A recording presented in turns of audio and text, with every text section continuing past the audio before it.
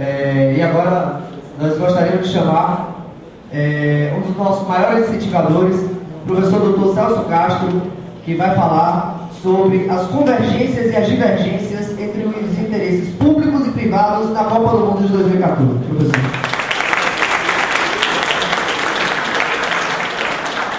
Boa noite, gente. Eu sei que essa altura já estão todos cansados, né? E dizem os penalistas que chega a ser tortura, né? Prolongar um evento desse tipo. De qualquer modo, eu quero, nesse instante, fazer um registro muito carinhoso, né, da TV Júnior como uma empresa, como um empreendimento que se destaca, já digo hoje, no cenário nacional, do empreendedorismo na área da advocacia, na área da produção do conhecimento jurídico. Graças a esse evento e essa capacidade empreendedora, estamos todos nós aqui, às 21h10. Parabéns a todos vocês. E há uma vantagem e uma desvantagem em falar por último. A vantagem é de que a gente aprende muita coisa, nas palestras, todas elas que tivemos aqui. E a desvantagem é de que muito do que você programava de falar já foi falado, né? Convivendo com esses prós e contras, eu quero tomar o seguinte gancho. Nós usamos frequentemente a expressão público e estatal como alguma coisa que seja sinônimo, ou seja, alguma coisa é pública quando ela é estatal. Eu vou criar uma bagunçazinha para vocês. Eu vou dizer que estatal não é sinônimo de público e às vezes pode até ser antônimo. Claro, Celso, como é que pode ser antônimo? Peraí, que diabo é isso? 21h, porque a gente já está com a cabeça cansada de você jogar essas histórias, de que Estado pode ser antônimo de público? Vou contar para vocês uma historinha. Caetano Veloso dizia assim: a Praça Castro Alves é do povo, e ele se referia ao carnaval. Ele dizia assim, depois ele disse: toda a gente na praça manda a gente sem graça para o salão. Veja a música dele: toda a gente na praça manda a gente sem graça para o salão. A quem ele se referia? A de que aquela gente que a negritude baiana, muito mais animada, muito mais festiva, não sei por que razão, mas é próprio da comunidade negra, tem muito mais alegria, não sei se o clima tropical, alguma coisa. Então, aquela gente na praça mandava a gente sem graça, os brancos, os ricos, para o salão.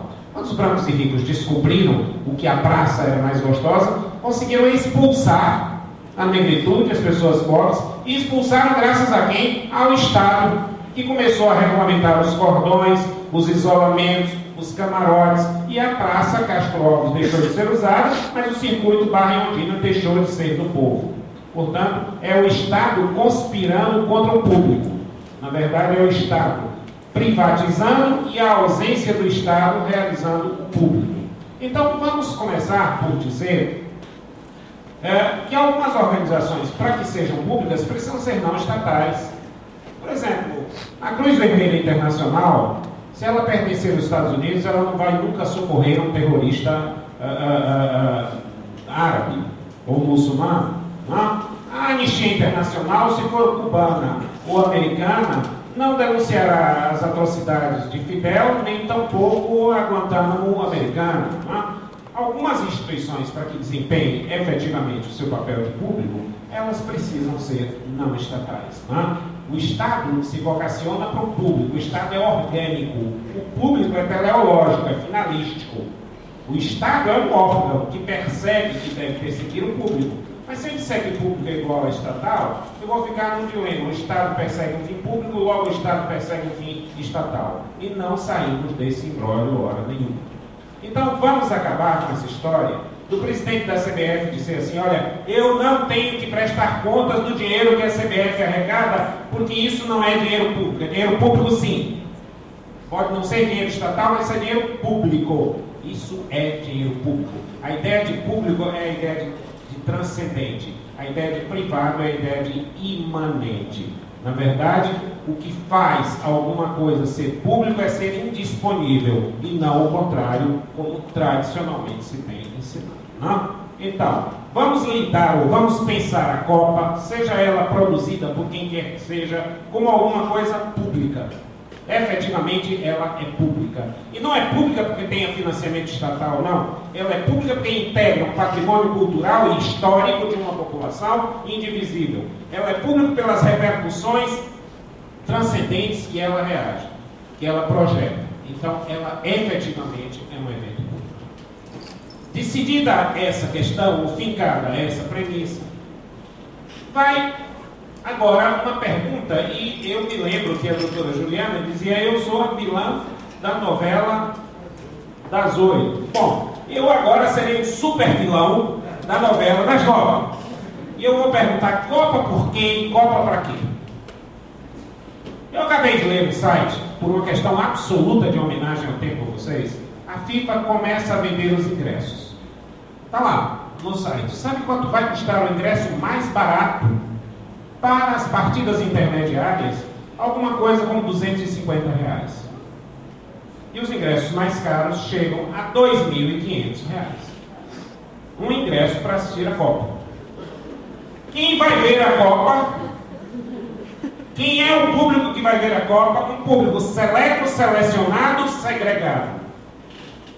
Não vai ser a imensa maioria do povo brasileiro. Porque a imensa maioria do povo brasileiro está muito longe de poder pagar R$250 por um joguinho só. Imagine se o pobre desse cidadão resolver assistir todos os jogos. É brincadeira, não é? Então, a quem interessa a Copa do Mundo? É coisa para inglês ver? Provavelmente sim. Não é para a população brasileira. Não é. A população brasileira vai ver sim a Copa do Mundo pela televisão, como viria essa Copa na Alemanha, no Japão, na Coreia e na Espanha. A grande população brasileira estará literalmente excluída desse processo. Essa é a grande verdade.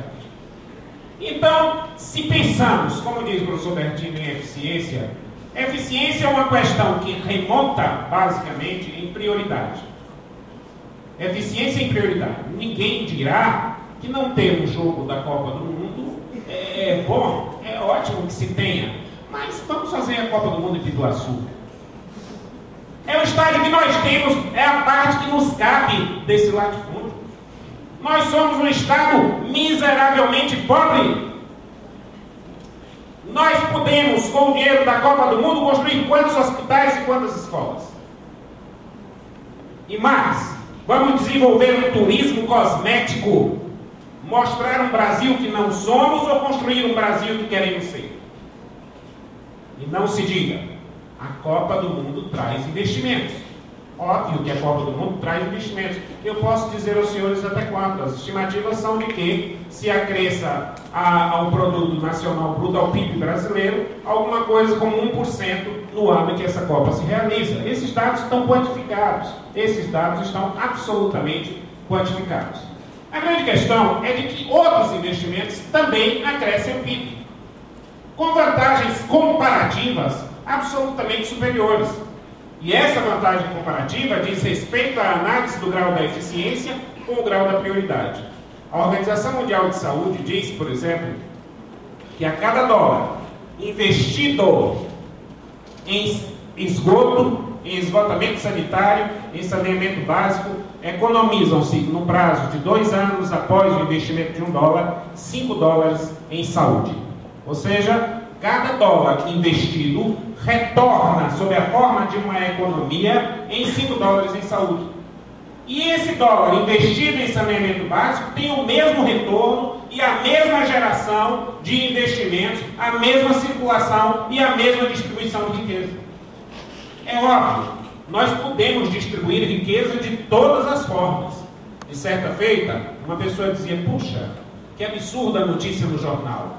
Uma senhora, uma socialite, sabe o que fez? Fez uma festa em São Paulo para 3.000 pessoas, 3.000 convidados, para fazer a festa da cadelinha que ela tinha, da cadela, uma pequena cadela, um pequeno animalzinho. Fez uma festa para 3.000 pessoas, com muitos garçons, muitos convidados, muito uísque, vinho e outra coisa. E aí você perguntará: isso distribui renda? Claro, os garçons estão empregados, as pessoas estão dentro dessa coisa. Agora, isso é prioridade? Essa aqui é a questão.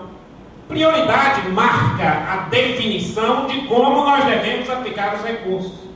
E nós temos uma Constituição. Há um jurista que dizia o seguinte: a Constituição raramente é invocada. As leis complementares, muito pouco. As leis ordinárias, com mais frequência. Os decretos, de vez em quando. As portarias e as ordens de serviço, sempre. Essas são sempre cumpridas. E eu pergunto, quando a Constituição elenca como prioridade educação e saúde, por exemplo, porque a Constituição elenca a vida, e se nós não atendemos vida e educação, nós podemos despender recursos sem antes atendermos ao déficit de educação e de vida? Eu ingressei e obtive, depois dessa edição foi reformada, uma liminar proibindo o prefeito de fazer uma praça, porque as escolas, na verdade, estavam em ruínas. Porque as escolas eram uma prioridade educacional. Eu não quero, senhor prefeito, dizer o que o senhor vai fazer. Mas, infelizmente ou felizmente, a nossa Constituição diz o que você tem que fazer primeiro. Nós temos uma Constituição. O Salino Kubitschek uma vez disse: porque eu fiz Brasília? Porque estava na Constituição. E eu direi: porque não tem acordo? Porque está na Constituição. Porque está na Constituição de que nós temos prioridades a cumprir. Nós temos retratos a construir que não sejam photoshops. Veja bem, o que nós queremos construir é um photoshop, uma imagem, provavelmente, à moda do que a África do Sul fez. Sabe o que a África do Sul fez? Alterou, não se preocupem, isso pode acontecer, a legislação penal para agravar os pequenos crimes decorrentes de pequenos furtos, desses que nós estamos absolutamente acostumados. Não se assustem, não se importem, não estranhem se um dia aparecer agora uma lei, um projeto de lei no Senado, tornando crime hediondo levar a carteira de um turista. É possível ainda que se diga que é uma determinação da FIFA. Sim, claro, que é uma determinação da FIFA, mas a Câmara Municipal de Salvador, como todas as outras câmaras, aprovou o projeto de desoneração dizendo: é ordem da FIFA, tem que tramitar em regime de urgência. E a grande pergunta que eu faço aos senhores é o seguinte: e se a FIFA desistir de última hora? Sabe que a FIFA pode desistir de última hora? Pode. Sabe que a FIFA pode desistir até porque eu estou fazendo essa palestra? Pode. Diz: olha, tem um diretor da Faculdade de Direito da Universidade Federal da Bahia conspirando contra esse tipo de coisa. Então é bom logo que eu diga que não estou falando em nome da faculdade, estou falando como Celso Castro, né? Porque a FIFA pode erigir esse motivo. Diante desse clima de conspiração, diante dessa possibilidade, eu, na verdade, não vou mais realizar. E onde ficarão os nossos investimentos? Onde é que vão ficar todos esses investimentos? Sabe quanto vale isso? O Portal da Transparência, que é um órgão oficialmente aceito, estima em 24 bilhões de dólares. Sabe quanto custaram as Copas somadas da Alemanha, da Espanha e da Coreia e do Japão? 30 bilhões de dólares, as três juntas. As estimativas oficiais eu digo, estimam em 24 bilhões. Estamos próximos da soma de 3 Copas juntas. Mas as estimativas da Associação Brasileira da Infraestrutura e da Indústria de Base estimam que esses mesmos gastos vão estar em 89 bilhões de dólares. Sabem quanto é o orçamento da saúde? 70 bilhões. É o ano inteiro que se gasta para salvar vidas humanas, são 70 bilhões. E numa Copa do Mundo, no período de junho a julho, se pretende gastar, fiquemos no meio termo, 40, 50 bilhões, para que não se passe daqui a uma postura que não seja mais analítica. Eu aceito até os 24 e me questiono sobre isso. Quantos turistas traremos nesse período? Estimativas da Embratur: 600 mil turistas. Quantos deles retornarão? Qual é a imagem que eles vão ter? Convenhamos. Será a imagem real? Eu me lembro agora de uma piada que um cidadão, um advogado, vira-se para o seu cliente e diz, o cliente pergunta: como foi o resultado? e ele diz, fizeram justiça, e o cliente diz, recorra imediatamente. Recorra imediatamente. Pois bem, que imagem nós queremos que tenham do Brasil? A verdadeira? Provavelmente não. Provavelmente não.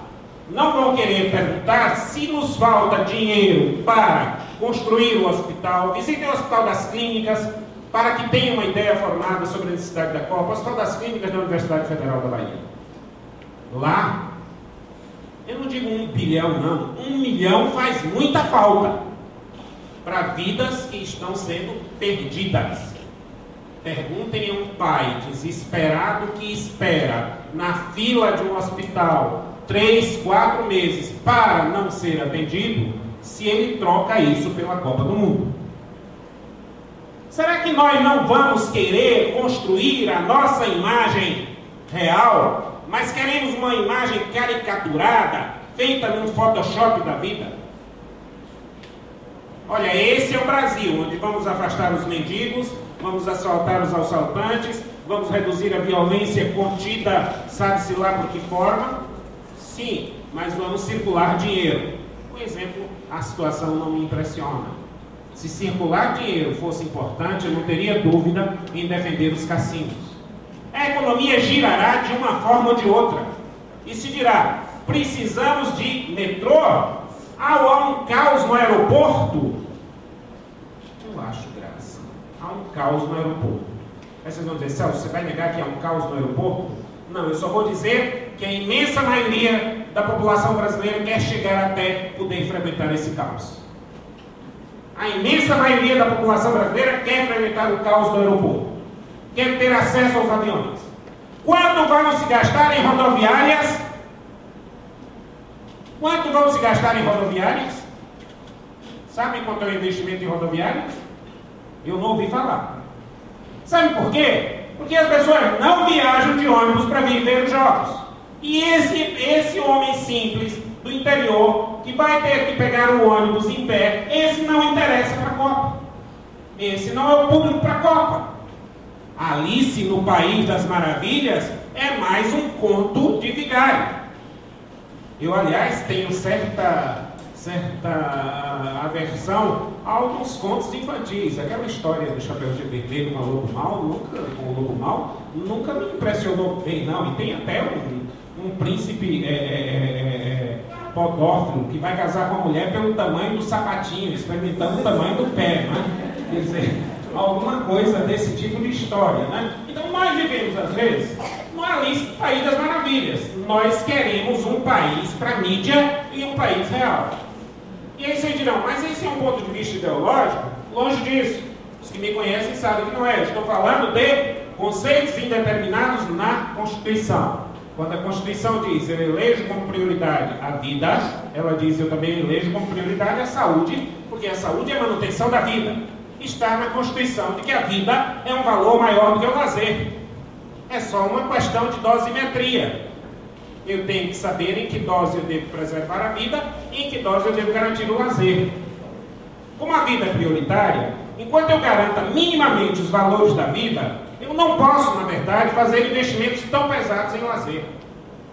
Essa é que é a grande questão. E aí se dirá, bom, a médio prazo, isso retorna ao Brasil. E isso, na verdade, resultará em mais emprego e mais renda. Nós podemos gerar mais emprego e mais renda produzindo atividades essenciais. Fazer esgoto gera emprego e gera renda.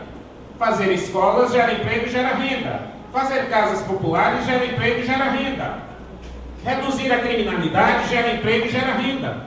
Criar as condições de uma sociedade mais pacífica gera emprego e gera renda.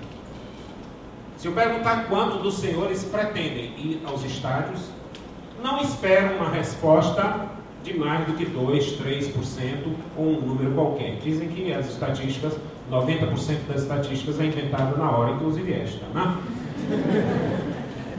Então, nós temos que, na verdade, há uma área do direito que é hoje muito importante, que tem sido pouco conhecida, e que eu vou lançar aqui a minha querida ADB Júnior, a proposta de criarmos, que é a jurimetria. O que é a jurimetria? A medição dos efeitos das políticas públicas e das normas jurídicas. Ou seja, essa norma traz qual ou tal impacto. Por exemplo, o professor Rodrigo Moraes, a quem eu outro dia me vali num momento muito importante, estão copiando xerox na faculdade. Rodrigo, o que eu faço? Rodrigo, não se preocupe, vou elaborar um parecer. Eu digo, cumpra-se. Ele diz, olha, só pode até 10% da coisa, eu digo, só pode até 10%. Eu fui lá, xerox, quem disse? O professor Rodrigo Moraes. E aí o assunto estava encerrado. E é assim que lá se tem cumprido, né? Preservando os direitos autorais. Então, quando nós falamos, efetivamente, na questão constitucional, a questão constitucional elege prioridades. Eu não estou querendo, na verdade, que os senhores saiam daqui convencidos de que devem ou não ter Copa, ou de que a Copa deve ser feita por essa forma. O que eu quero é que os senhores saiam daqui, pelo menos, refletindo de que há uma outra verdade, de que há outros pontos de vista que só no auditório seleto como esse é possível ser colocado. E por que só no auditório seleto como esse é possível ser colocado? Não esperem que a mídia, e nós saímos da Idade Média para a Idade Mídia, esse foi um grande salto histórico, saímos da Idade Média para a Idade Mídia. Não esperem que a mídia reproduza essa fala. Não esperem que a mídia diga uma palavra só contra a Copa, por uma razão muito básica. Os grandes anunciantes da mídia vão retirar os seus anúncios, porque para as empreiteiras é um excelente negócio. Para a própria mídia também, a publicidade cresce, a vendagem dos jornais cresce. Então nós não podemos pretender que alguém seja suicida, até porque essa conduta é punida no nosso ordenamento jurídico. Então não vamos pretender que a mídia defenda esse ponto de vista, ou de que a mídia sustente qualquer outro tipo de questão, ou de que a mídia diga que há pontos negativos em relação à Copa. De que há pontos relativos em relação à Copa. Vejam, senhores, a Copa está se resolvendo, inclusive, em detrimento da soberania nacional. Porque acima do Congresso Nacional está posicionada a FIFA, que hoje diz, eu quero desoneração tributária. Vale dizer, se a obra for para a Copa, não tem impostos, mas se for para comprar um remédio, aí você paga. Se for para comprar feijão, paga, mas se for para a Copa, não. Os senhores sabem, por exemplo, que nesse país absolutamente desigual, as pessoas que ganham até 5 salários mínimos têm uma carga tributária de algo como 36%. E as pessoas que ganham acima de 100 salários mínimos têm uma carga tributária de apenas 21%.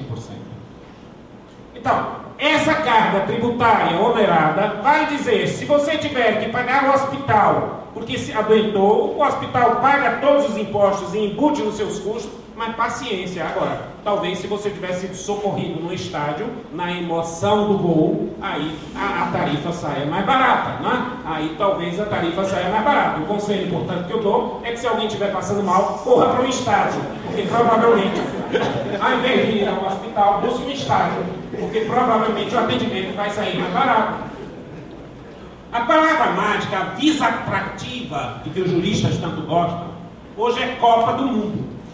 Tudo que você atrair para a Copa do Mundo gera menos impostos, gera RDC. Eu conhecia regime diferenciado no âmbito de direito penal. Eu nunca pensei que tivesse que aprender esse tipo de coisa aqui. Agora temos regime diferenciado de contratação. Daqui a pouco vamos ter regime diferenciado de contratação para tênis, para futebol já temos, para vôlei, basquete, rugby e outras coisas que valem. Regime, passagem, que na verdade vai valer, né? Olha, senhores, os aeroportos estão ruins? Estão. Vão ficar pior ainda? Vão. Eu posso pensar no metrô que tem que acabar na data da Copa? Ou devo, pelo princípio da eficiência, trabalhar o metrô no tempo hábil para que ele se realize? Por que eu tenho que apressar o metrô? Eu preciso invocar acaso o adágio popular que diz que a pressa é inimiga da perfeição? Será que nem a cultura ancestral e popular pode nessa hora falar mais alto? Quer dizer, não fizemos até antes. Ah, tá ótimo. Então esse vai ser o grande motivo para fazermos. Assim não se constrói eficiência em lugar nenhum. Assim nós estamos na contracultura. E quando se diz o Brasil foi premiado, perguntem quantos países queriam fazer. Claro, há exemplos. Barcelona cresceu com a Copa, sem dúvida nenhuma. Mas a Colômbia também, eliminando os traficantes, passou a ter um salto qualitativo em Bogotá fantástico, sem nenhuma Copa do Mundo dentro dessa situação. O que nós precisamos analisar é si mesmo, na estrutura das prioridades constitucionais. A Copa do Mundo demanda um investimento semelhante ao que demanda os investimentos, ao que nós aportamos hoje para o custeio da saúde. Se eu pegar o orçamento da Associação Brasileira da Infraestrutura da Indústria de Base, 89 bilhões, eu tenho um valor superior aos 70 bilhões alocados à saúde. Então, essa é uma questão tipicamente jurídica. Qual é a prioridade? Se eu tenho dinheiro para a Copa do Mundo, eu poderia estar aportando em saúde. Não há duas coisas em economia. Em economia, a palavra ambos não existe. A economia é a ciência da escassez. E no direito econômico nós sabemos claramente que se eu aporto verbas do orçamento para uma área, eu retiro essas verbas de outra. Isso se chama anulação da despesa. Eu tenho que, na verdade, retirar de onde eu vou retirar. Ah, então o Brasil tem dinheiro para retirar? E por que não aplicou esse dinheiro até então? Quer dizer, nós temos ou não temos o dinheiro para fazer a Copa? E aí se chama agora parceria público-privada. E pela confusão do público com o privado, as coisas vão longe. Sabe o que é parceria público-privada no Brasil? É o seguinte: você vai fazer um estádio lá, olha, a lei diz o seguinte: o empreendedor privado financia o estádio totalmente, ele custeia o estádio totalmente. E aí, o governo só paga quando o estádio estiver pronto. Quando o estádio estiver pronto. Ótimo, é assim mesmo que o pessoal faz, não é? É. Só que tem um pequeníssimo detalhe. Eles só fazem essa obra com financiamento de um órgão chamado Banco Nacional de Desenvolvimento Econômico e Social, BNDES, que é um órgão com dinheiro público. Perceberam? O dinheiro privado vem todo do dinheiro público, do dinheiro estatal. Essa que é a grande situação. E aí, as parcerias público-privadas são legítimas? Não. Por quê? Porque a própria lei que as institui para obras prioritárias. As parcerias público-privadas só são permitidas, é textual na lei, para as obras prioritárias. E essa questão da prioridade, eu remonto para os senhores os chamados conceitos jurídicos indeterminados. Quem puder ler uma obra fantástica de Francisco Antônio de Souza, um autor português, sobre esse tema, conceitos indeterminados, onde ele vai mostrar, por exemplo, que na Alemanha, vários juízes, pelo menos três casos, é muito importante na academia a gente identificar os casos, hein? Eu fico brincando às vezes com os meus alunos, quando eles dizem, alguns autores sustentam, eu digo, alguns quem? Para de fofoca acadêmica. Deixa de fazer fofoca acadêmica. Alguns autores não, fulano. Pois bem, eu tenho 3 decisões na Alemanha, onde juízes mandaram alterar o rumo de uma estrada. Porque disseram, essa estrada não é menos econômica, ou essa estrada, passando ao ponto, vai fazer esse resultado, porque verificaram que aquela estrada, como programada, não atingia a finalidade eficiente da norma. Portanto, não há estranheza no mundo contemporâneo em que o juiz identifique se o administrador se desgarra das prioridades constitucionais. Eu, se fosse a presidente da República, impunha tantas e tantas exigências à FIFA que amanhã mesmo ela diria, eu desisto do Brasil. Eu não iria dizer, não, eu estou desistindo. Eu diria, não, eu não faço projeto de leis para lhe atender. Dizia, não, eu não vou liberar bebidas alcoólicas nos estádios. A FIFA está querendo isso. Sabe por quê? Porque tem patrocinador que vende bebidas alcoólicas. E elas querem que vendem bebidas alcoólicas no estádio. E nós vamos ceder a mais essa imposição da FIFA. O que mais a FIFA vai pedir, professor Rodrigo Moraes? Que o cidadão que tem a plaquinha lá, padaria da Fonte Nova, tire a plaquinha, porque aquilo pode aparecer na televisão. E já imaginou a padaria da Fonte Nova aparecer na televisão? E aí, como é que você vai fazer? O cidadão tem a placa lá. Quem hoje governa esse país? Depois da FIFA, claro, o presidente de hoje. Essa é uma questão muito básica. Essa é uma questão que atinge a respeitabilidade do país. Essa é uma questão que atinge a respeitabilidade do país. A respeitabilidade por quê? Diz se a Copa tem que ser, como se fosse um fato absolutamente irreversível, mas a Copa pode não ser se a FIFA não o desejar. E nós teremos investido somas altíssimas. E como a Copa tem que ser, nós nos colocamos na lógica de que a Copa tem que acontecer e nos preparamos para ela. E a partir daí os estádios têm que ocorrer. E sabe o que acontece? Os estádios não precisam, por exemplo, ter cobertura. Mas todos os estádios programaram suas obras com cobertura. Por quê? Porque a FIFA diz, ganha pontos quem tiver cobertura. E a obra pública chega à sofisticação de estádios com baixíssimo índice pluviométrico, de até encarecer a obra sem nenhuma necessidade de cobertura, porque a FIFA, ditando as suas normas lá de fora, nos impõe essas regras de ter uma cobertura como valorização de ponto dentro dessa situação. Valeria a pena para a construção da imagem? Só se for uma imagem distorcida. A imagem que o turista vai querer ver. A imagem que vai ser mostrada ao turista. Paradoxalmente, também é bom lembrar, na era das telecomunicações, foi dito aqui, um mínimo inseto pode ser transmitido em cadeia multinacional, em cadeia orbital, para o mundo inteiro, urbi et orbi, para a cidade, da cidade e para o mundo. Né? Essa é que é a grande questão. Nós vamos mostrar o quê? Para quem? Nós vamos mostrar os mendigos? Nós vamos mostrar os alagados? Nós vamos mostrar o que ao turista? O turista será sempre bem-vindo quando nós tivermos boas condições para lhes oferecer. A melhor fonte do turismo é um turismo autossustentável. É um turismo onde o país que o acolhe exibe uma face única. Nós não precisamos e nem podemos ter o faz de conta que atende a interesses da projeção de um futebol. Notem que eu me arrisco muito em comprar uma impopularidade dentro dessa situação. Mas já não precisaria a liberdade de cátedra, a posição do próprio advogado, que o Código de Ética diz, nenhum receio de agradar ou desagradar os juízes deterá o advogado na sua missão, mas não diz que nenhum receio de agradar ou desagradar a FIFA deterá o advogado. Então, na verdade, eu posso desagradar os juízes, mas eu não tenho autorização para desagradar a FIFA. Companheiros, amigos, estamos diante de uma situação. O fato é praticamente consumado, ou é consumado.